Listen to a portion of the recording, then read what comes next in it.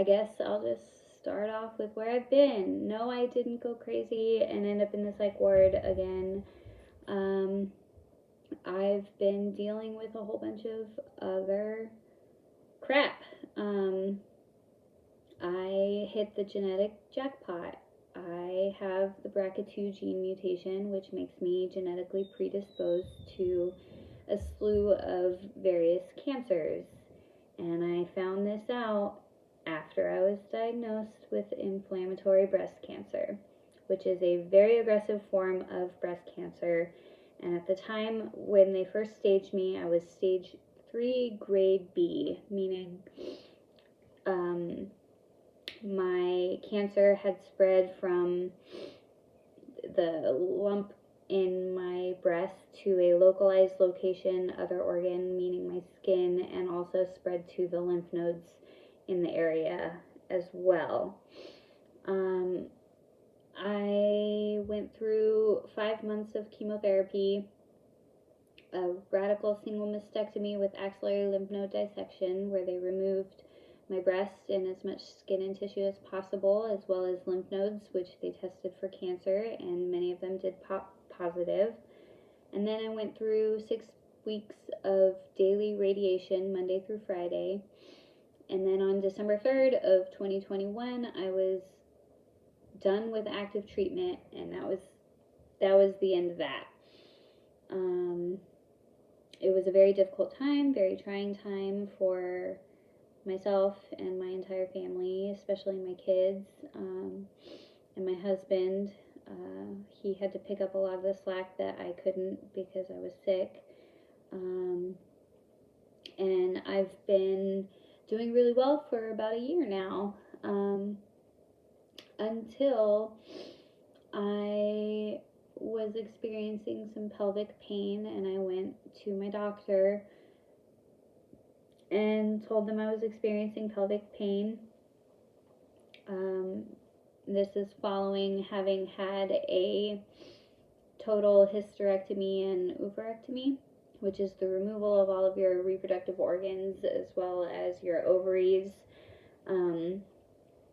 uterus, cervix, fallopian tubes, everything removed. And I had that as a prophylactic surgery, meaning to remove them before they get cancer.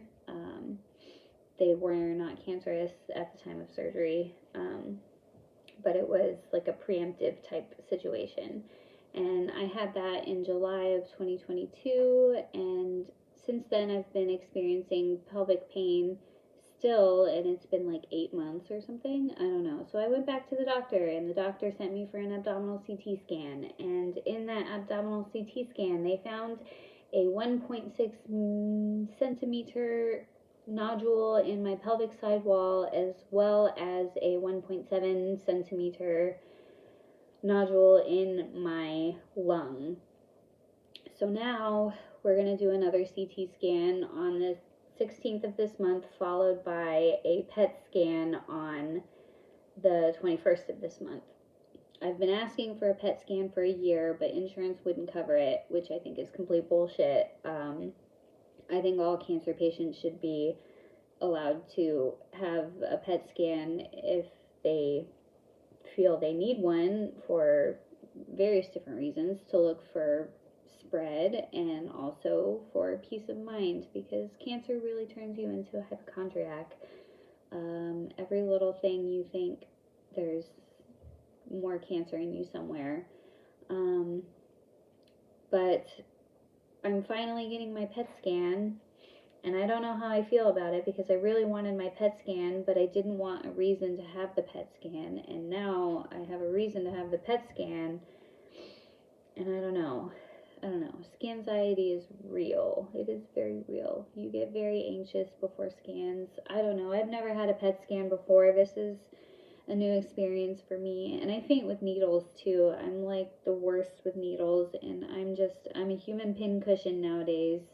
I get blood work every month, and sometimes more than every month. I'm on like a twice a day chemotherapy type pill, which really tanks your white blood cells, which means you can't fight off infections very well, and I get sick all the time with like colds and whatever else, viruses, and then I have to go to the doctor, and then they poke me again with needles, and then I faint because I always faint with needles. It's just, it's a whole deal. I don't know, but yeah, I'm alive. I'm still alive, and I'm not in the psych ward. I'm still bipolar as fuck, but I'm here. So yeah. All right, that's it. Okay, I love you. Bye bye.